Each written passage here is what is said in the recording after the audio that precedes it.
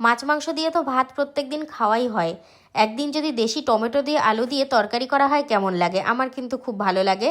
আর আমি আজকে সেই তরকারিটা রান্না করছি আর তার সাথে তোমাদেরও শেয়ার করলাম, তোমরা চাইলে করতে পারো।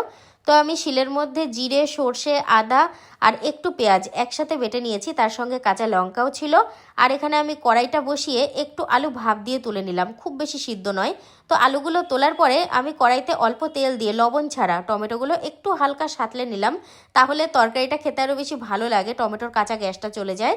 আর তারপরে আমি দিয়ে দিলাম একটু পাঁচফোড়ন, পাঁচফোড়নটা দিয়ে ওই ভাপানো আলুগুলো দিয়ে একটু নাড়াচাড়া করছি। তবে হ্যাঁ, এই তরকারিটা কিন্তু একটু তেল কম দিয়ে হবে, কারণ ওই যে আমি বললাম হালকা তেল মশলার তরকারি, মাছ মাংস তো আমরা তেল দিয়ে খাই, আর এই তরকারিটা হালকা হালকা হলে শরীর মন পেট সব ভালো লাগবে।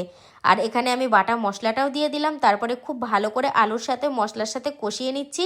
তবে হ্যাঁ, পরিমাণ মতো লবণ, হলুদ গুঁড়ো সবই দিতে হবে, আর তার সাথে লঙ্কার গুঁড়োও। দেখো, লঙ্কার গুঁড়ো, লবণ, হলুদ সব কিছু দেওয়ার পরে রঙটা দেখেছো কি সুন্দর হয়ে গেছে। আর তেল কিন্তু আমি বেশি দিইনি। আর এই যে তোমরা যারা ঝাল কম খাও, কাঁচা লঙ্কাটাই যথেষ্ট, আমি একটু রঙের জন্য দিয়েছি শুকনো লঙ্কার গুঁড়োটা। তারপরে খুন্তি দিয়ে ভালো করে নাড়িয়ে চাড়িয়ে দিলাম, একটু ফুটলো, ফোটার পরে আমি ভেজে রাখা টমেটোগুলো দিয়ে দিচ্ছি। ভেজে রাখা টমেটোগুলো দেওয়ার পরেও কিন্তু তরকারিটা ভালো করে ফুটতে দিতে হবে।